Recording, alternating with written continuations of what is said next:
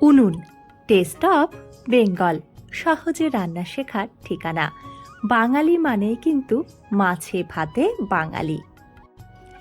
তাই বাঙালি খাবারের তালিকায় সব প্রথমেই যে খাবারের কথা আসে সেটা হচ্ছে মাছের ঝোল ভাত। আজ আপনাদের আমি মাছের ঝোল রান্না করে দেখাচ্ছি।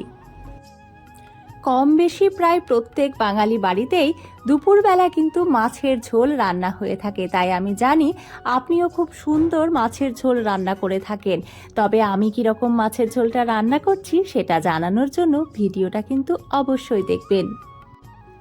আমি এখানে আজ সিলভার কাপ মাছ নিয়ে রান্না করছি। মাছে নুন হলুদ মাখিয়ে মাছগুলো খুব কড়া করে ভেজে নিলাম। এই মাছটা একটু কড়া না ভাজলে আষ্টে গন্ধ থাকতে পারে। তারপর মাছ ভাজা হয়ে গেলে ওই তেলেই অল্প একটু লবণ দিয়ে আলুগুলো ভেজে নিলাম। ফোড়নে দিলাম তেজপাতা, শুকনো লঙ্কা আর সামান্য 5 ফোড়ন। খুব সাধারণ রান্না হলেও আমি যেভাবে রান্না করছি এতে করে এই রান্নায় অনুষ্ঠান বাড়ির মতন স্বাদ আসবে। ফোড়ন থেকে সুন্দর গন্ধ বেরোলে আমি দিয়ে দিলাম একটা পেঁয়াজ আর 3-4 কোয়া রসুন বাটা। তার সাথে দিয়ে দিলাম 1 টেবিল চামচ হলুদ, হাফ চা চামচ ধনে গুঁড়ো আর তার সাথে দিয়ে দেব বাটা মশলা। এই বাটা মশলায় রয়েছে জিরে আর আদা।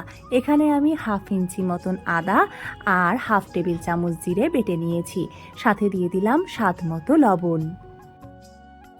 দিয়ে দিয়েছি লঙ্কার গুঁড়ো। এটা কিন্তু ঝাল লঙ্কার গুঁড়ো, কাশ্মীরি লঙ্কার গুঁড়ো নয়, তাই আমি এটা 1/2 চা চামচ দিলাম। মশলা ভাজা হয়ে গেলে আমি তার সাথে ভেজে রাখা আলুর টুকরোগুলোও দিয়ে দিলাম। এবারে আমি মশলার সাথে আলুগুলো খুব ভালো করে কষিয়ে নেব। আমি আজ সিলভার কাপ মাছ রান্না করছি, তবে আপনারা আপনাদের পছন্দের মতন মাছ দিয়ে এই একইভাবে রান্না করতে পারেন। আলুর সাথে মশলা কষানোর জন্য অল্প একটু জল দিয়েছি আর কাঁচা লঙ্কা দিয়ে আঁচ কমিয়ে ঢাকা রেখেছি। যারা সিলভার কাপ মাছ খান তারা জানেন বড় সাইজের সিলভার কাপ মাছ খেতে কতটা সুস্বাদু হয়। তাই সিলভার কাপ মাছ যদি এইভাবে রান্না করেন তাহলে তার স্বাদ কিন্তু বেড়ে যাবে অনেক গুণ। মশলা কষানো হয়ে গেছে, এবারে আমি ঝোলের জন্য দিয়ে দিলাম উষ্ণ গরম জল। আঁচ কমিয়ে ঢাকা রেখে দিলাম 2 থেকে 4 মিনিট।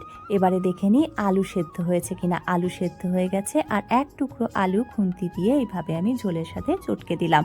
এতে করে রান্নার স্বাদ বাড়বে এবং ঝোলের ঘনত্বটাও বাড়বে। দিয়ে দিচ্ছি ভেজে রাখা মাছ, তারপরে 1 মিনিটের জন্য ঢাকা দিয়ে দিলাম। দিয়ে দিয়েছি 1/2 চা চামচ গরম মশলার গুঁড়ো। ব্যাস, রান্না হয়ে গেছে। এবারে গ্যাস বন্ধ করে ঢাকা দিয়ে রেখে দেবো আরও 1 থেকে 1.5 মিনিট।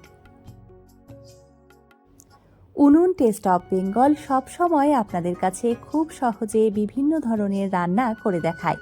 তাই যারা এখনও চ্যানেলটি সাবস্ক্রাইব করেননি তাদের বলবো চ্যানেলটি সাবস্ক্রাইব করে বেল আইকনে গিয়ে অল নোটিফিকেশনটা অবশ্যই অন করে নিন। যারা ফেসবুক থেকে দেখছেন তাদের জন্য বলছি পেজটিকে লাইক করে ফলো করতে কিন্তু ভুলবেন না। এতক্ষণ যারা ভিডিওটা দেখলেন তাদের জানাই অনেক ধন্যবাদ। আপনারা সুস্থ থাকুন, ভালো থাকুন, আনন্দে থাকুন।